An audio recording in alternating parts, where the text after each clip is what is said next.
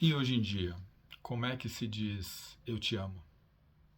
Já perguntou o meu guru absoluto da minha geração, Renato Russo, pelo menos para mim. É essa pergunta que essa obra Modern Love, que eu tenho aqui hoje, tenta explicar. Né? O livro se chama Modern Love, Amor Moderno, tem o subtítulo Histórias Reais de Amor, Perda e Redenção, editado pela Rocco, organizado por Daniel Jones, com tradução brasileira de Ana Rodrigues. Né? O que é o Modern Love? Né? É uma reedição de uma fórmula muito antiga e que dá certo, né?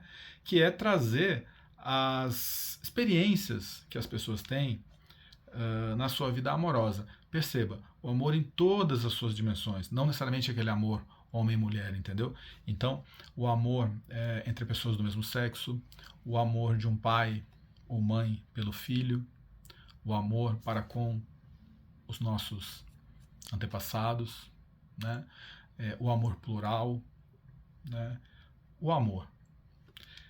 Como diz o meu psicólogo, não tem um certo, né? Não tem um formato certo, né? O amor ele se expressa e ele invade e ele está sempre ali latente, né? À espera de ser reconhecido e vivido, né?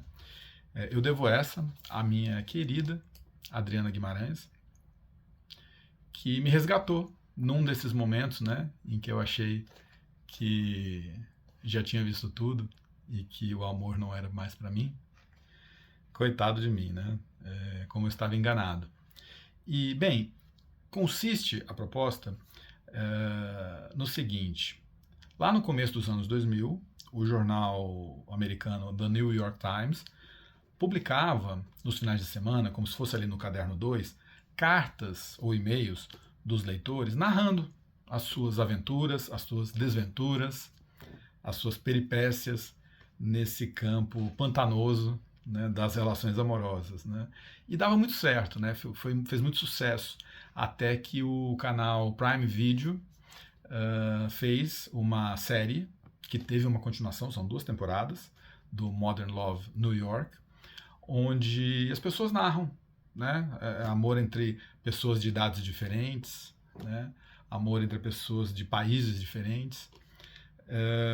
E deu tão certo que depois das 2 temporadas americanas, ele ainda extrapolou, né? Existe um Modern Love Tóquio, no Japão, existe um Modern Love Amsterdã, da Holanda, e tem Modern Love da Índia, em 3 idiomas diferentes. São 3 temporadas. Acho que é Bombaim, Islamabad e uma outra cidade que eu não sei mencionar o nome, não vou tentar. É sensacional, sensacional. Né? Como que, apesar do repertório diferente, da cultura, dos idiomas diferentes, o amor ele vem e você o reconhece. Né? E você vê o que há de humano naquilo ali. É muito bonito, é muito gratificante. E dramático também, viu? Aconselho que você assista. Pega ali aquela caixa de lenço de papel, entendeu? Porque você vai chorar um pouco, né? Garanto. Na primeira temporada do Modern Love New York, por exemplo, tem um episódio com aquela atriz famosa, Anne Hathaway, em que ela encarna uma garota bipolar. E o impacto que essa neurodivergência, vamos dizer assim, tem nas tentativas de relacionamento dela. Né? É de cair o queixo, assim, é muito, muito, muito bom. E tem outras, né? Eu vou fazer o seguinte, tô com um livro em mãos aqui, ele tem um compilado, né? Nem tudo foi para a série, né? A série tem só alguns. Vou pegar um que me chamou a atenção aqui, vou ler, né? Lógico, não na íntegra, né? Para não ficar muito cansativo, mas para vocês compreenderem, né? As dimensões do amor. Então, vamos lá, né? Carta de uma leitora lá do jornal americano. Diz assim: Dormindo com o guitarrista. Nas fases da vida do homem, há os clássicos: infância, juventude e idade adulta. Temos as crises de meia-idade, é claro, tão caras aos terapeutas e segundas esposas por toda parte. Há a adolescência, na qual alguns homens parecem se demorar. Ah, bem, quando ela termina? Mas nos últimos anos experimentei, por intermédio de meu marido, outro estágio masculino, um estágio do qual eu, até então, felizmente não tinha noção. Esse é o estágio da vida de um homem que, a partir de agora e para sempre, eu vou pensar como a fase da guitarra no porão. Há 6 anos, quando meu marido, Paul Muldoon, um poeta que dá aulas em Princeton, trouxe para casa uma guitarra elétrica, levou-a para o porão da nossa casa em Nova Jersey e ligou-a, eu estava rindo demais para absorver a enormidade do que estava acontecendo. Eu sabia que ele amava música. Ainda assim, não me dei conta de que aqueles sons muito altos, vindo debaixo do piso da sala de estar, anunciavam grandes mudanças para a nossa família. Na época, eu estava grávida do nosso segundo filho e, para ser honesta, não estava conseguindo me concentrar muito bem. Quando o Paul tocava a guitarra dele no porão, o prédio todo vibrava e eu ficava sentada ali, um andar acima, cambaleando de tanto enjoo.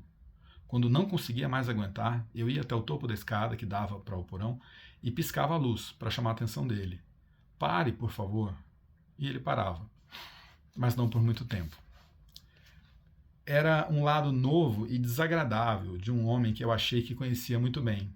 Um homem que nunca fazia compras, que usava um relógio com a pulseira de plástico quebrada e que dirigia um carro velho e feio, que tinha ficado torto depois de ter sido abalroado por um servo uma década antes.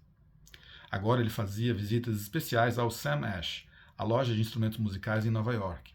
Imaginei os vendedores se cutucando e dizendo: "Cara, olha, lá vem outro guitarrista de porão." Aos poucos comecei a compreender que meu marido não era um caso isolado. Havia hordas de homens por aí, mais ou menos da idade dele, se divertindo no mundo maravilhoso das guitarras e estocando amplificadores em seus próprios porões. Inevitavelmente, Paul começou a tocar com alguns desses homens. Havia um advogado, que tinha um estúdio completo de gravação no apartamento dele. Então, um professor de poesia renascentista com uma vasta coleção de guitarras.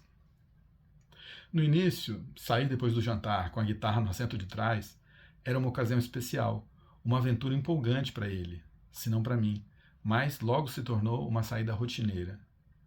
"Você não se importa se eu for ensaiar essa noite, não é?" perguntava ele. Ensaiar? Eu pensava desconcertada. Ele ainda estava aprendendo os acordes básicos do instrumento. Ensaiar? Demorou um bom tempo para eu compreender com o que estava lidando. Mas sou mulher, o que significa que, no fundo do meu coração, já entendi há muito tempo que certas coisas nunca vão acontecer na minha vida.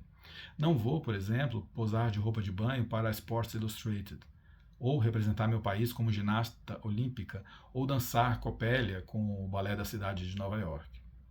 Eu já tinha lidado com esses desapontamentos e, como dizem, tocado o barco. Mas meu marido, meu querido e maravilhoso marido, que é extremamente bem sucedido escrevendo e ensinando poesia, acreditou aos 53 anos que era absolutamente possível se tornar um guitarrista de rock. No palco, diante de uma plateia. Eu já não me dava mais ao trabalho de tentar apelar para o bom senso do meu marido. Que bom senso, afinal? Me ocorre que muito do sucesso de Paul nessa estranha empreitada deriva do fato de que ele simplesmente não sabia que a coisa toda era impossível, que sua ausência de musicalidade, a idade avançada e a ausência de lábios de astro do rock tornavam categoricamente impossível para ele se tornar o que havia decidido que queria se tornar. Mais uma vez, parte dessa obtusidade devia ser derivada do fato de ele ser homem, antes de mais nada. Ao contrário das mulheres, para quem a menopausa serve como uma transição impossível de ignorar, uma linha que divide a vida em duas partes, os homens não têm um marco de meia-idade diante do qual frear, ou mesmo que precisam contornar, no vasto território que vai da juventude deles até a velhice. Há apenas um meio grande e elástico. É de espantar que eles percam a noção de onde estão e achem que podem fazer qualquer coisa, e, tendo a evidência que tenho, sou forçada a concordar. No palco, ele parece um poeta irlandês de meia-idade, de óculos, vestindo o mesmo terno amarrotado que usa para dar aula. Ele não é um grande músico e ainda só consegue tocar 7 acordes, o que já são 4 além do que se precisa, argumenta Paul. Mas, antes de mais nada, ter sucesso em alguma coisa é muito improvável, porque o fato de ele ter 53 anos e ser um neófito musical deveria tornar o fato de assistir a banda dele no palco mais bizarro para mim? Por que eu deveria ficar surpresa? Mais uma vez, um dos grandes prazeres de ficar chocada com alguma coisa incrível que uma pessoa que amamos faz é, na sequência, ficar chocada com alguma coisa em nós mesmas. Devo admitir que agora tenho feito coisas que nunca pensei que faria, como pular feito louca no porão escuro de um clube de rock, com um bando de garotos e garotas de 20 e poucos anos. Vi coisas que nunca imaginei que veria, como um grupo de universitários na plateia, erguendo um cartaz com o nome de Paul, em uma apresentação do Hackett. E disse uma coisa que nunca imaginei que diria na entrada do palco de um clube de Nova York, quando tentei levar a guitarra dele, uma das guitarras dele, para o camarim no andar de baixo. O segurança, depois de me olhar muito desconfiado, imaginando, quem sabe, que eu tivesse acabado de chegar de um campo de futebol de Nova Jersey, que era exatamente o lugar onde eu estava, algumas horas antes, perguntou se poderia me ajudar. Está tudo certo, disse a ele, levantando a guitarra. Estou com a banda. Jan Hanf Korelitz mora na cidade de Nova York com o marido, Paul Muldoon, que agora está em uma banda chamada Rogue Oliphant. Este relato foi publicado em março de 2005. É lindo, né, gente? Assim, todo mundo vai ter uma história para contar, né? Eu, por exemplo, me casei com 22 anos, né? Acho que eu sou o cara da minha geração, da minha classe social, que se casou mais novo, né? E com a pessoa que eu conheci quando tinha 19. E depois eu descobri que o amor é possível aos 40, né? Porque o amor é possível sempre, né? Eu comentando sobre os outros Modern Love dos outros lugares fora dos Estados Unidos, né? Eu lembro de ter assistido um episódio que me deixou mal. O do Japão, né? Tem um episódio, de cabeça eu sei, chamado Minha Esposa e Berna, que conta a história de um casalzinho bem jovem, né? Ali de classe média baixa, que aluga uma kitnetzinha, aquela história de todos nós, né? Para começar a vida, aí ele trabalha, ela também, e ela começa a sofrer assédio no ambiente de trabalho, que no Japão é um problema, e ela enlouquece, né? Ela perde a razão. E aí ele, jovenzinho de tudo, né? Tem que tocar a casa, né? Tocar a condição da esposa. Ele aguenta os desvarios dela, ele aguenta a profunda depressão, ele aguenta os impropérios, os xingamentos dela, e é tão bonito, né? Nesses momentos que a gente percebe assim, que vale a pena a vida, né? Tem um outro episódio desse da Índia, de Bombaim, que eu me lembro também, que esse eu chorei. Começar a falar aqui é capaz de vir as lágrimas. É uma moça muçulmana, portanto fora daquele sistema de castas ali dos hindus, né? Ela muçulmana, de família mais ou menos bem situada, resolve, né, aquela empáfia da juventude, né, aquele querer ter as rédeas da vida, que é muito saudável, ela resolve que ela quer casar com um não muçulmano, e inclusive ela se casa com um Dalit, né, que é a classe mais baixa da Índia. Então vão eles viver ali, né, na comunidade ali, andando de bicicleta como meio de transporte. O marido dela era porteiro, e no vai da valsa ele pede o divórcio. E ela fala assim, como assim, né? Eu desci do meu pedestal, né, para atender esse cara, né? Eu abri mão de tudo, né? E ele me dispensa, né? E cara, assim, é uma atriz anônima, mas assim, uma senhora atuação, e ela vai ao fundo do poço, cara, ela vai ao inferno lá, que nem na música do Frejá. Uau, que experiência, vale a pena, né? A gente sai mais forte, sabe, vendo essas experiências, né, pelas quais todos nós podemos passar, né? Nós somos feitos todos desse material. Bem, vou ler uma outra carta, né, um pouquinho mais curta, que é uma outra dimensão, um outro enfoque, né, do amor. Vem comigo que vale a pena. Então, diz assim: uma promessa mantida, além do divórcio e até da morte. 3 anos antes, o nosso casamento estava terminando. Corey e eu tínhamos ido além um do outro. Uma descrição breve para o mal-estar que tinha se infiltrado no nosso casamento e que, apesar dos nossos melhores esforços, não foi embora. Ainda éramos amigos, não tínhamos grandes brigas.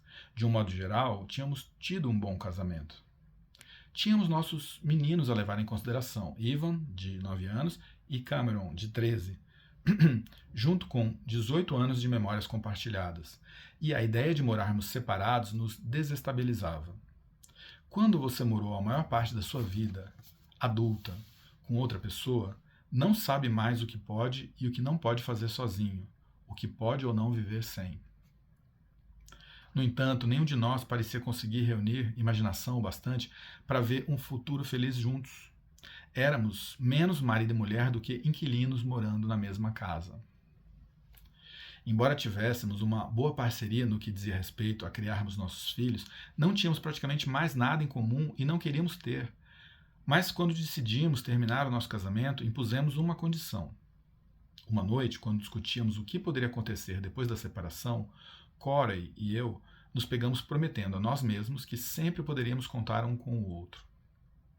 Ele tinha uma razão especialmente concreta para se preocupar. Sofria de esclerose múltipla. Embora viesse progredindo lentamente, a doença era imprevisível, o que significava que a condição de Corey poderia descer rapidamente ladeira abaixo a qualquer momento. Escute, disse a ele, se as coisas ficarem ruins demais, mudamos você de novo para cá. Você simplesmente volta. Não sei por que foi tão fácil prometer guardar um espaço para Corey na minha vida e para ele prometer o mesmo. Talvez tenhamos decidido que poderíamos nos manter fiéis a alguns dos nossos votos de casamento, afinal. Eu estava feliz por ele e feliz por mim também, que mais uma vez poderia ser o meu eu bagunçado e complicado sem ter que pedir desculpas. Até mesmo nossos filhos pareciam mais felizes. Agora eles se deleitavam com o tempo que Cora estava destinando só para os 3, fins de semana inteiros e noites durante a semana. No último feriado de 4 de julho, Cameron, Ivan e eu estávamos voltando de uma viagem a Long Island, quando decidimos ligar para Corey. Ele ficou encantado com o telefonema, disse que estava com saudades dos meninos e que, por coincidência, tinha marinado frango demais.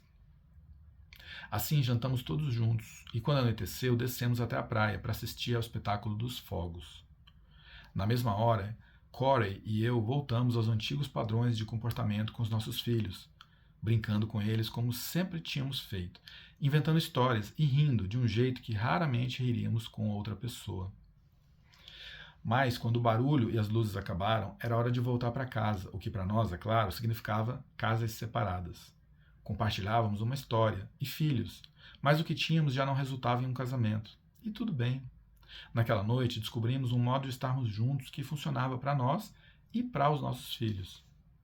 A quarta-feira seria o dia de visita dos pais e mães ao acampamento dos meninos, e Corey deveria se juntar a mim lá, mas ele não apareceu. Imaginei que tivesse surgido algum imprevisto e decidi não incomodá-lo. Mas quando voltei para casa, descobri 10 mensagens na secretária eletrônica. A primeira era da irmã de Corey, chorando, me pedindo para ligar para ela imediatamente. A segunda mensagem, no entanto, era da polícia de West Haven, dizendo que precisava falar comigo imediatamente. Não precisei ouvir as outras mensagens. Nunca ouvi. Corey tinha morrido na manhã do dia anterior, sozinho na casinha dele, de um problema do coração que ninguém sabia que ele tinha. Nas noites insones que se seguiram, várias dúvidas me atormentaram. Se ainda estivéssemos morando na mesma casa, eu teria conseguido salvá-lo? O divórcio realmente fora necessário? Talvez tivéssemos encontrado um modo de retomar o nosso casamento depois de algum tempo, não muito, solteiros? Eu poderia facilmente ter passado todas as horas do dia obcecada com essas dúvidas, mas precisava tomar conta dos nossos filhos, e logo me dei conta de que tinha que manter a promessa que havia feito a Corey.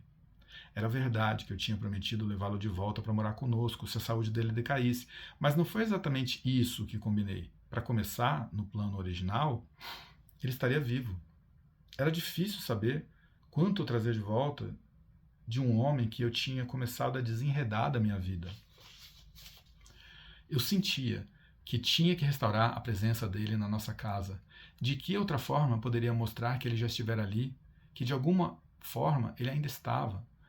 Há horas de gravações em vídeo, um dia vou editá-las, mas vou contar aos nossos filhos a história verdadeira da nossa vida.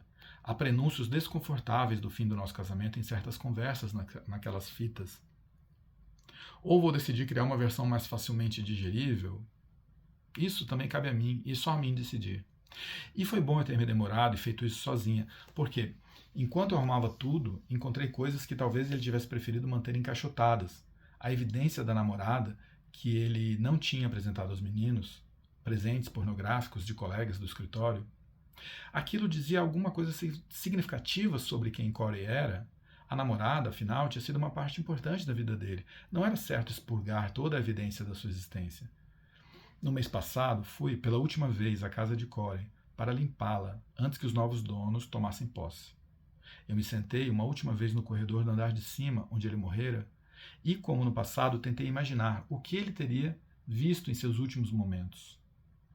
Gosto de pensar que Corey escolheu fixar o olhar em uma imagem para levar com ele, quando foi desse lugar para o próximo. Se foi isso, os olhos dele facilmente se fixaram na foto em preto e branco do lado de fora do seu escritório, que mostrava os nossos meninos, na época com 4 e 7 anos, vestidos de pirata, os olhos cintilando na direção do fotógrafo. Espero que Corey tenha sido capaz de levar aquela imagem com ele.